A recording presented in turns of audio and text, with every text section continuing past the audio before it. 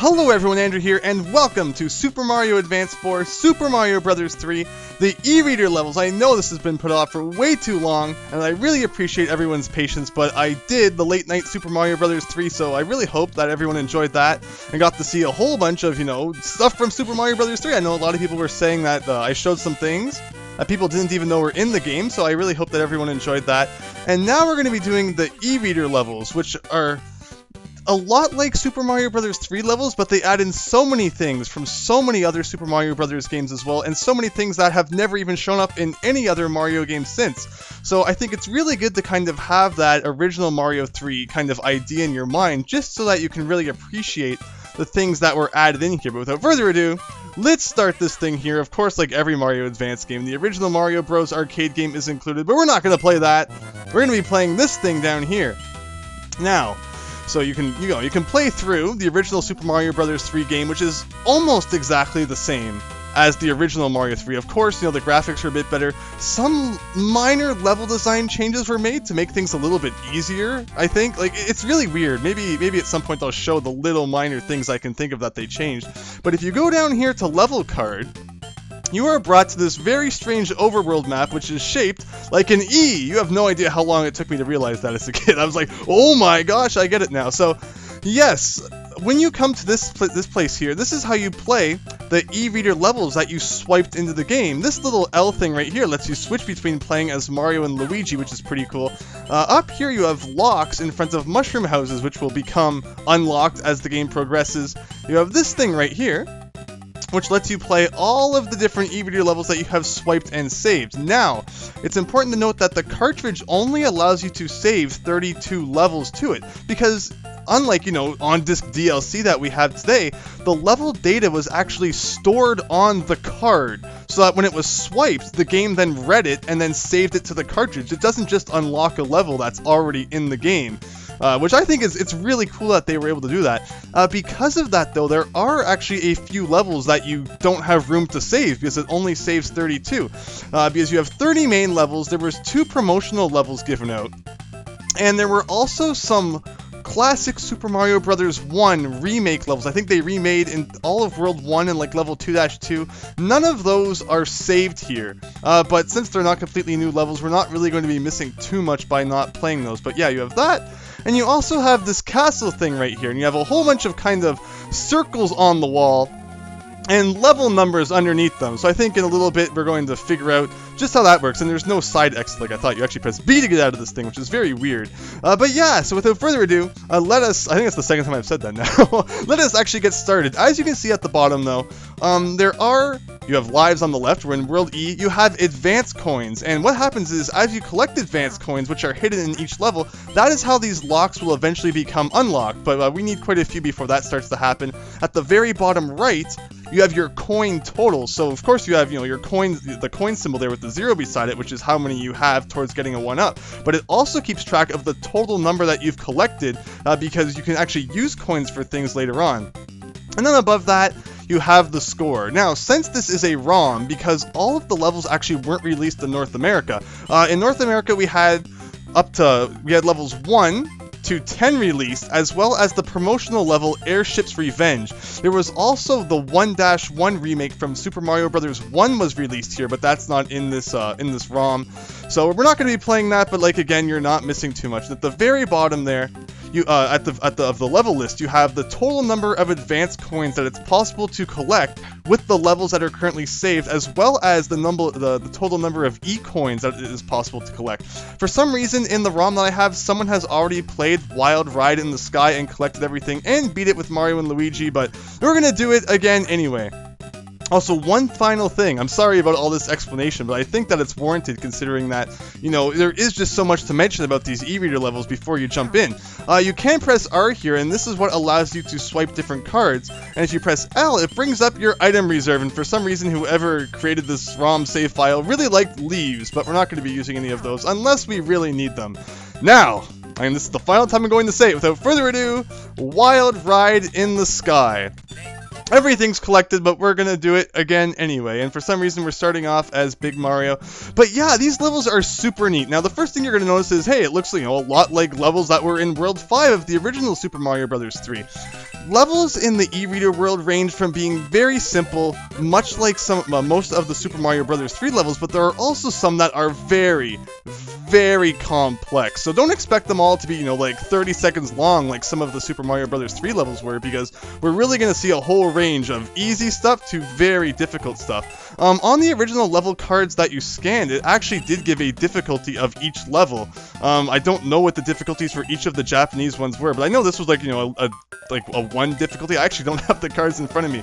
But overall, all I'm saying is don't expect them to be as easy as some of the things you saw in the original game, despite how it may look right now, because, you know, this is the first level. They're not going to start it off too difficult.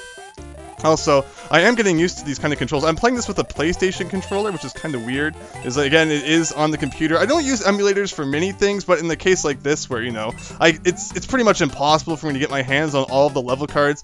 It's one of those things that you just kind of have to do.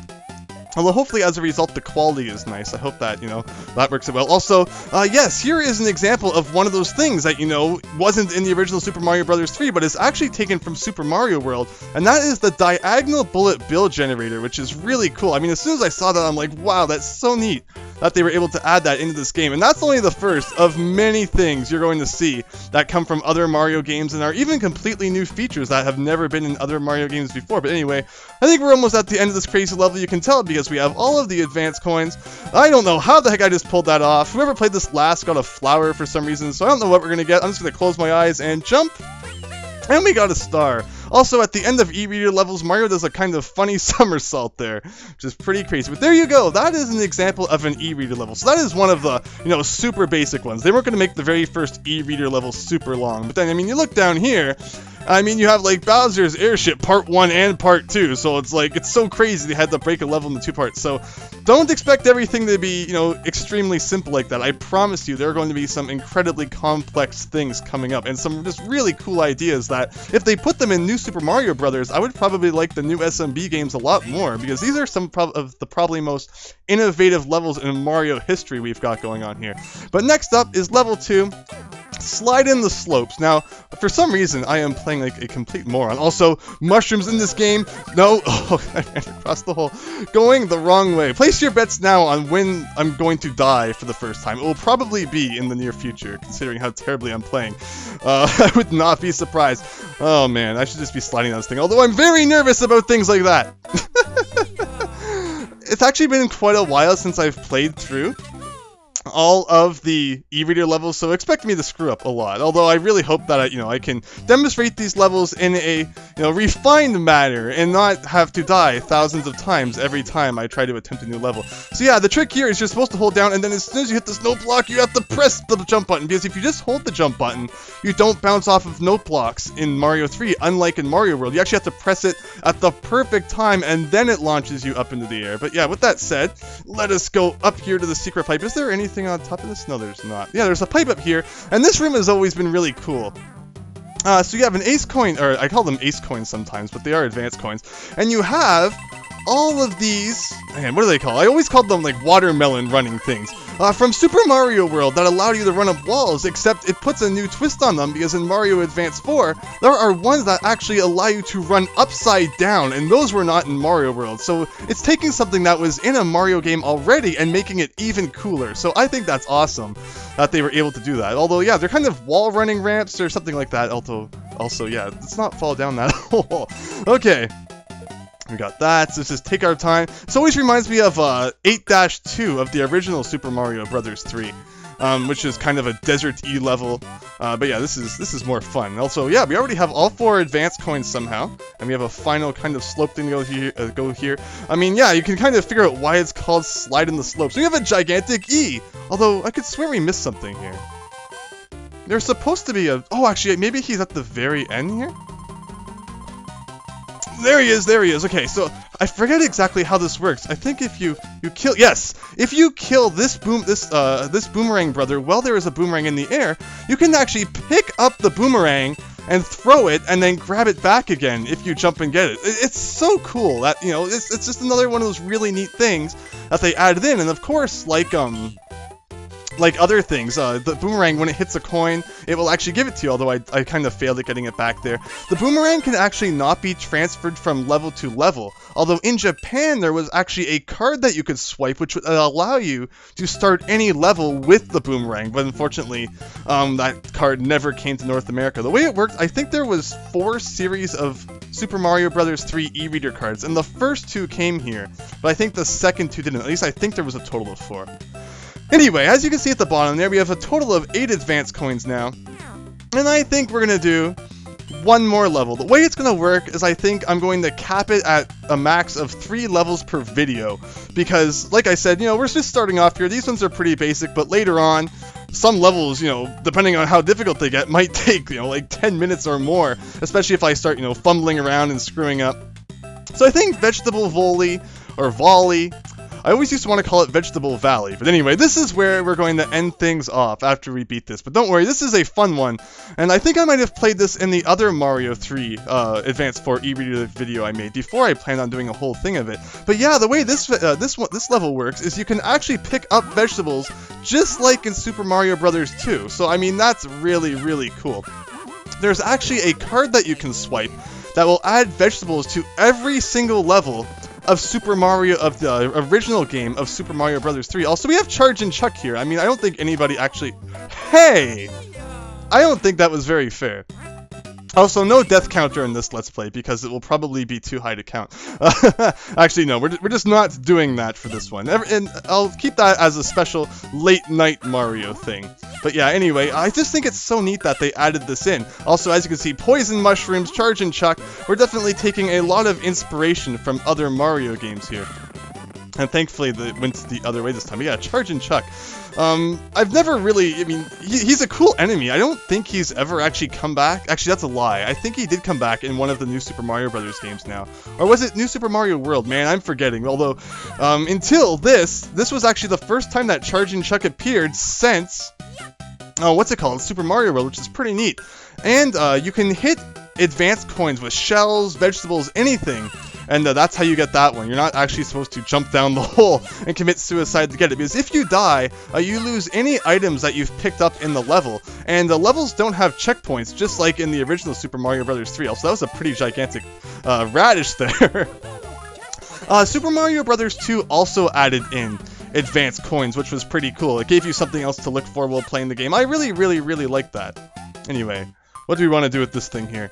Yeah, vegetables. Of course, this whole level's kind of theme is, you know, use vegetables to kill enemies that would normally be very difficult to kill.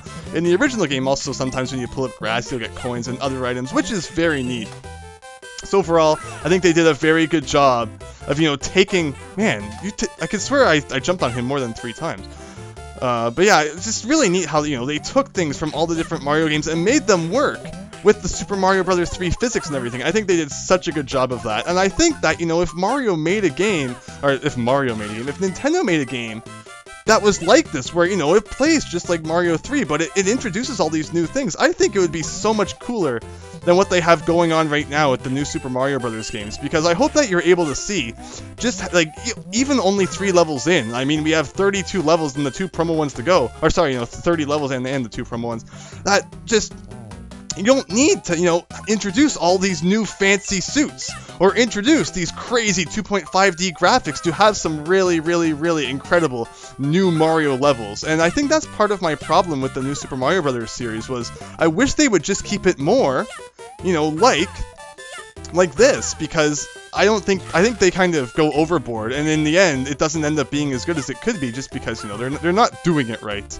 But anyway, as you saw, it's funny, you know, when you shoot an enemy with fire, you usually think that they're going to turn into coins. At least that's what Super Mario World has always made me think. There is an e-reader card that you can swipe, which even in the main Super Mario Bros. 3 game, will cause enemies to turn into coins when you hit them with fire, which is actually really cool. But unfortunately, we're not going to be able to swipe any additional cards, and we are kind of forced to work with what we have swiped already here. Also, you do want to bounce off an enemy and get up to that ledge. Ugh, so darn it. Let's not die trying to do this. Ugh, just like that. So when you're up here, you can pull this up, And I think it's a 1-up. No, it's actually just coins. But what you can do is you can actually run over the level and get to these things here. And when you pull that up, that is an E-coin. As you saw, there are 8 of those, and those are like super elusive. And they're kind of like DK coins, except every single level doesn't have one. There's only 8 throughout all of the different levels. And yeah, they are really cool, and you might have noticed when it popped up, it showed a picture of a mushroom. So now, if we go to that castle that we were at the very beginning, we will be able to view that coin on that wall. That's what all of those circles were meant to represent. And now, since I have a fresh kind of slate at the bottom there, let's see if I can get a start. There's not really much room to get a running start here, but we still got it. Mario does a somersault. We almost ran out of time there, because yeah, there was actually lots to do. And there you go. So if we look at the screen now, you can see we've beat the first 3 levels, got all of the advanced coins in all of them, found the E-coin in level 3, and beat all of them with Mario. So now if we go over here, you can see that in level 3, we found the mushroom coin. And as you can tell from one of the things over here, it looks like we might have something to find in level 4 as well. But that will be saved for next time. So I really hope you enjoyed that. Even though it's only the first 3 levels, I still hope you can see just how cool they are, and you know, some of the awesome things they added in. It's just really, really, really neat. And I would love to see Nintendo just, you know, go back to this formula, just create new Mario 3 levels with things inspired from other Mario games. You don't have to introduce cat suits and, you know, propeller hat and all that stuff. I mean, these are kind of like the prime Mario levels in my mind, and I can't wait to show you the rest of them. Even I actually haven't even played some of the ones near the end, so we're actually gonna have some new stuff even I haven't seen before. But before I ramble on anymore, I think that's all we're gonna do for now. So thanks for watching. I hope you enjoyed that. I really hope you'll come back and see some more levels. So thanks, and see you later.